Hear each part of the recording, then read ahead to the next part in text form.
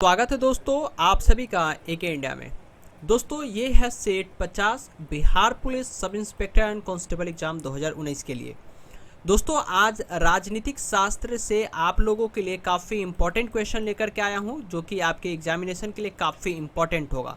ठीक है, तो चलिए शुरू करते हैं आज की इस वीडियो को। दोस्तों आप लोगों से रिक्वेस्ट रहेगा कि वीडियो को ज़्यादा से ज़्यादा ज़रूर लाइक कीजिएगा। दोस्तों आज का पहला प्रश्न है, निम्नलिखित में से कौन संसदीय सरकार की अतुलनीय विशेषताएं हैं? ऑप्शन ए के संविधान का लचीलापन, बी कार्यपालिका और विधायिका का संलयन, सी न्यायिक सर्वोच्चता या डी संसद की संप्रभुता। दोस्तों इसका सही जवाब होगा ऑप्शन नंबर बी कार्यपालिका और विधायिका का संलयन। संसदीय सरकार की अतुलनीय विशेषताओं में से एक है कार्यपालिका और विधायकों का संलयन। अगला क्वेश्चन है दोस्तों यहाँ पर आप लोगों के लिए कि लोकतांत्रिक समाजवाद का क्या उद्देश्य है? लोकतांत्रिक समाजवाद का उद्देश्य यहाँ पूछा जा रहा है दोस्तों। तो बात करते हैं दोस्तों इसकी कुछ ऑप्शन के बारे में। तो दोस्तों ऑप्शन एक है शांतिपूर्ण साधनों द्वारा समाजवाद की स्थापना, शांतिपूर्ण एवं हिंसक साधनों द्वारा समाजवाद की स्थापना, हिंसक साधनों द्वारा समाजवाद की स्थापना या लोकतांत्रिक साधनों द्वारा समाजवाद की स्थापना। देखो दोस्तों यहाँ लोकतांत्रिक के बारे में पूछा जा रहा है, यानी कि लोगों का यहाँ पर विचार होना चाहिए, लेकिन दोस्तों यहाँ पर बोला जा रहा है शांतिपूर्ण एवं हिंसक। तो दोस्तों ऑप्शन नंबर बी गलत हो जाएगा। हिंसक साधनों द्वारा ये भी गलत हो जाएगा। अब देखो दोस्तों यहाँ शांतिपूर्ण और यहाँ लोकतांत्रिक साधनों द्वारा समाजवाद की स्थापना की बात आई है, तो ऑप्शन नंबर ए और डी में आपको चुनना है किसका सही जवाब क्या होगा। दोस्तों अगर लोकतांत्रिक समाजवाद का उद्देश्य है स्थापना हो रहा है तो सारे लोगों को पता होनी चाहिए, किसी तरह से शांतिपूर्ण या छुप छुपा के किसी काम को आप नहीं कर सकते हो, सारे लोगों को पता होना चाहिए। तो ऑप्शन नंबर ए भी गलत हो गया, ऑप्शन नंबर डी बिल्कुल सही हो जाएगा। लोकतांत्रिक समाजवाद का उद्देश्य है लोकतांत्रिक साधनों द्वारा समाजवाद की स्थापना हो। ठीक है, चलिए आगे बढ़ते हैं। लेकिन दोस्तों आगे बढ़ने से पहले आप लोगों को मैं यहाँ पर कुछ बताना चाहता हूँ। दोस्तों काफ़ी सारे लोग ये पूछ रहे थे कि सर बिहार SI और कांस्टेबल की तैयारी हम कहाँ से करें। तो दोस्तों आपको आपका प्लीज़ दोस्तों काफ़ी सारे लोग ये पूछ रहे थे कि मैं बिहार SI और कांस्टेबल की तैयारी कहाँ से करूँ। तो आप लोगों को मैं बताना चाहता हूँ दोस्तों, हमारा एप्लीकेशन है परीक्षा स्टेट PCS पुलिस TNPSC पटवारी की एप्लीकेशन है। आप इसे गूगल प्ले स्टोर से भी इंस्टॉल कर सकते हो, या तो लिंक आप लोगों को डिस्क्रिप्शन में सीधा प्रोवाइडेड है, वहाँ से भी आप इसे इंस्टॉल कर सकते हो। दोस्तों यहाँ पर आपको बिहार SI की टेस्ट सीरीज मिल जाएगी, जिससे कि दोस्तों आप उस टेस्ट सीरीज को दे करके आप अपने कांस्टेबल की भी तैयारी यहाँ से कर सकते हो। तो दोस्तों इस टेस्ट सीरीज को देने के लिए आपको कुछ पैसे भी यहाँ पर देने होंगे। अगर दोस्तों आप हमारा कोड AK इंडिया 40 को यहाँ यूज करोगे दोस्तों, तो आपको उस पैसे में लगभग 40% का डिस्काउंट मिल जाएगा। तो आप लोगों के लिए काफ़ी ये सफिशिएंट हो जाएगा दोस्तों। जो कॉस्ट आपको मैक्सिमम था वो आपको 40% लेस पे मिलेगा AK इंडिया 40 यूज करने के लिए। तो दोस्तों जाइए एप्लीकेशन को इंस्टॉल कीजिए और AK इंडिया 40 को जरूर यूज़ कीजिएगा, ताकि आप लोगों को कुछ पैसे बच सके। लिंक आपको डिस्क्रिप्शन में मिल जाएगा। ठीक है, यहाँ से आप ऑनलाइन टेस्ट दे सकते हो। चलिए दोस्तों आगे बढ़ते हैं और अपने क्वेश्चन की ओर बढ़ते हैं यहाँ पर। तो दोस्तों क्वेश्चन है हमारा यहाँ पर, नेक्स्ट क्वेश्चन को देख लेते हैं, लेकिन इससे पहले इसको यहाँ साफ कर लेते हैं। दोस्तों अगला क्वेश्चन है हमारा कि निम्नलिखित में से किस मामले में कहा गया है कि धर्मनिरपेक्षता और संघवाद भारतीय संविधान का मूल ढांचा है। अब देखो दोस्तों किस मामले में कहा गया है धर्मनिरपेक्षता और संघवाद जो है भारतीय संविधान का मूल ढांचा है। तो दोस्तों वो कहा गया है SR बोमई मामले में। जी हाँ दोस्तों, SR बोमई मामले में कहा गया था कि धर्मनिरपेक्षता और संघवाद जो है भारतीय संविधान का मूल ढांचा है। क्यों कहा गया दोस्तों, इसके बारे में जानते हैं। दोस्तों अगर हम बात करते SR बोमई मामला, तो ये 1994 का ये घटना है। ठीक है, जिसमें दोस्तों कहा गया था कि जो न्यायपालिका था उसको स्पष्ट रूप से नहीं बताया गया था। ठीक है, जो न्यायपालिका था उसे स्पष्ट रूप से नहीं बताया गया था कि ये मौलिक ढांचा में आता भी है या नहीं आता है। इसी के लिए SR बोमई जो मामले में जो भारतीय संघ था SI बोमई बनाम भारत संघ 1994 में केंद्र द्वारा अनुच्छेद 356 का दुरुपयोग पर उच्चतम न्यायालय ने निर्णय दिया था कि संघवाद जो है दोस्तों वो आप सभी का धर्मनिरपेक्षता और संविधान के मूल लक्षणों में से एक है। ठीक है, अब देखो दोस्तों बात आया अनुच्छेद 356। तो अनुच्छेद 356 क्या होता है दोस्तों? अनुच्छेद 356 होता है कि केंद्र की संघीय सरकार को राज्य में संवैधानिक तंत्र की विफलता या संविधान के स्पष्ट उल्लंघन की दशा में उस राज्य का भूत या पूर्व सरकार को बर्खास्त कर उस राज्य में राष्ट्रपति शासन लागू करने का अधिकार देता है। ठीक है, तो अनुच्छेद 356 के बारे में आप लोगों को जानकारी मिल गया। एसआर बोमोई मामला क्या है उसके बारे में भी आप लोगों को यहाँ मैंने बता दिया। ठीक है, चलिए आगे बढ़ते हैं और अगला क्वेश्चन देखते हैं। दोस्तों अगली क्वेश्चन यहाँ पर कि लोकतांत्रिक प्रणाली के लिए निम्न में से कौन सा तत्व आवश्यक है? लोकतांत्रिक प्रणालियों के लिए निम्न में से कौन सा तत्व आवश्यक है? यहाँ आप देख सकते हो ऑप्शन है स्वतंत्र एवं निष्पक्ष चुनाव, अवसर की समानताएं, अधिकारों का संरक्षण या उपयुक्त सभी। दोस्तों अगर इसका सही जवाब बात करें ऑप्शन नंबर डी इसका बिल्कुल सही जवाब हो जाएगा, उपयुक्त सभी। ठीक है, लोकतांत्रिक प्रणालियों के लिए स्वतंत्रता एवं निष्पक्ष चुनाव होना जरूरी है, सभी को अवसर मिले, अधिकारों का संरक्षण हो, ना कि कोई अधिकारों का यहाँ दुरुपयोग करे। ठीक है दोस्तों, नेक्स्ट क्वेश्चन है कि निम्नलिखित में से किस देश में संघीय सरकार है? ऑप्शन है चीन, यूएसए, क्यूबा या डी बेल्जियम।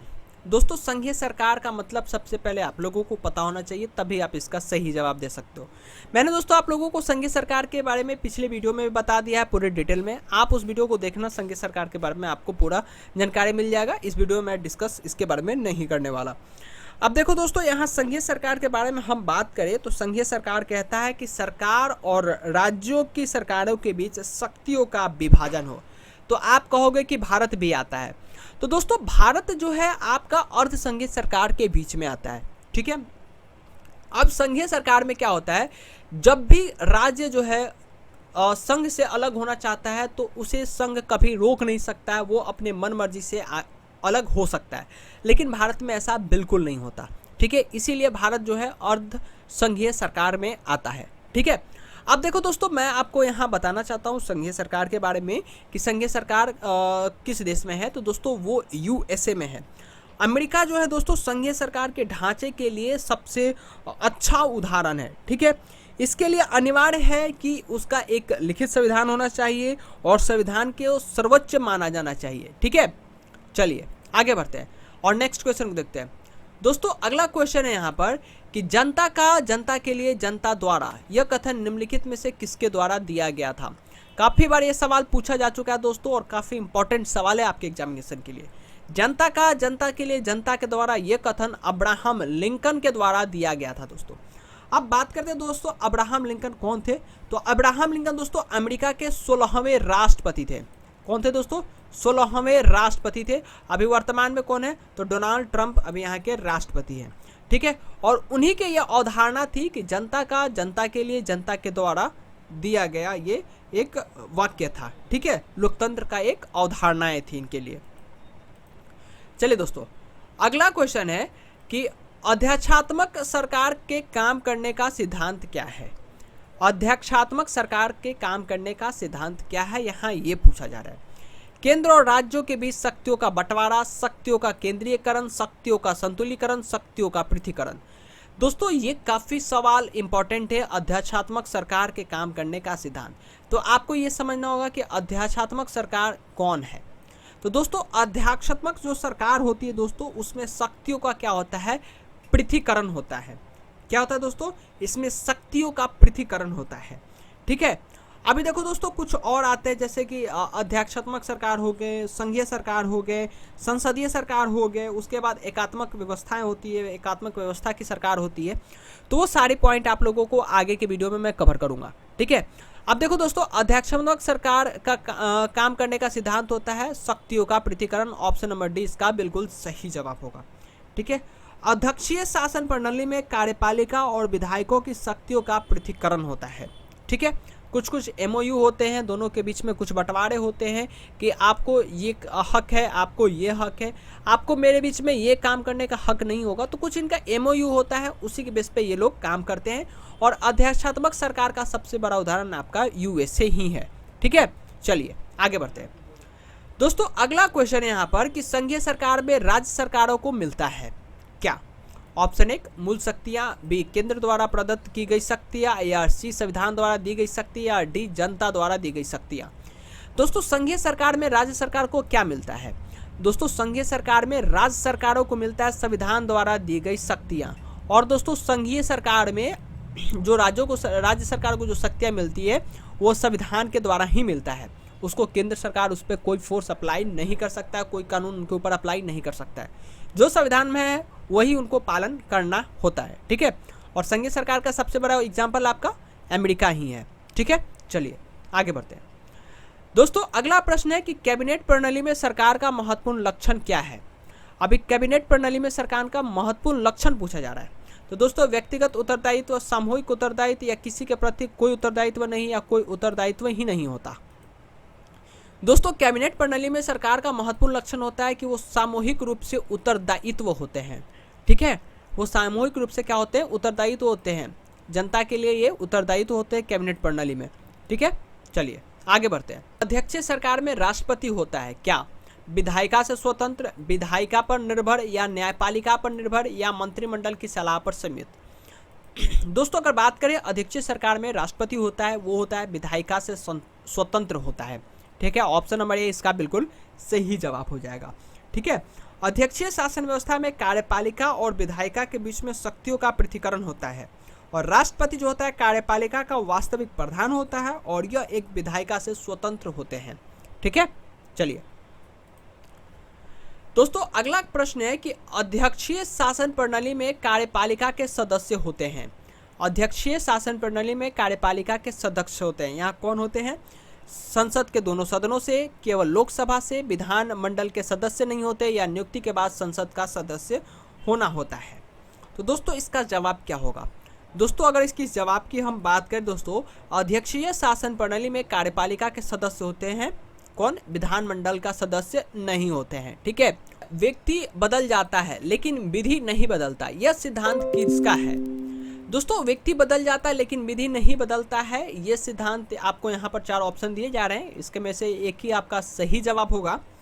अगर बात करते हैं दोस्तों व्यक्ति बदल जाता है लेकिन विधि नहीं बदलता, ये संविधान जो है दोस्तों संवैधानिक सरकार का है।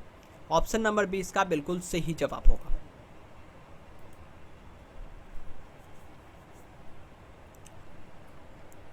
नेक्स्ट क्वेश्चन दोस्तों, व्यक्ति बदल जाता है लेकिन विधि नहीं बदलता, यह सिद्धांत है। यह सिद्धांत दोस्तों संवैधानिक सरकार की है, ठीक है। जहां संवैधानिक सरकार होता है वहां व्यक्ति बदल जाता है लेकिन विधि नहीं बदलते, जो कानून होते हैं वही रहता है, लोग बदलते रहते हैं। जैसे कि भारत को ही आप देख लो, सरकार बदलते रहती है लेकिन कानून सेम ही रहता है, ठीक है। चलिए आगे बढ़ते हैं दोस्तों। आखिरी प्रश्न है यहाँ पर कि यह परंपरा किस देश में विद्यमान है, once a speaker always a speaker.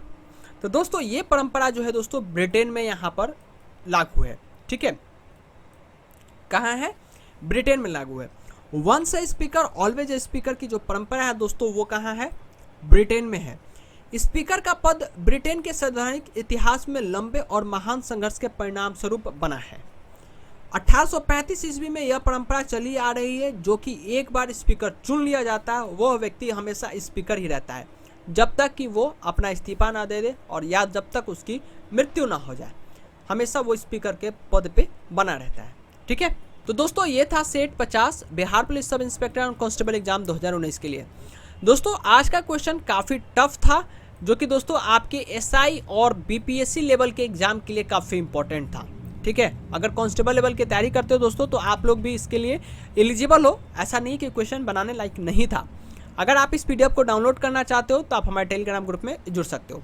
Video को ज़्यादा से ज़्यादा लाइक कीजिएगा, अपने फ्रेंड्स के साथ शेयर कीजिएगा। मिलते हैं आप सभी से अगले वीडियो में, तब तक अपना ख्याल रखिएगा।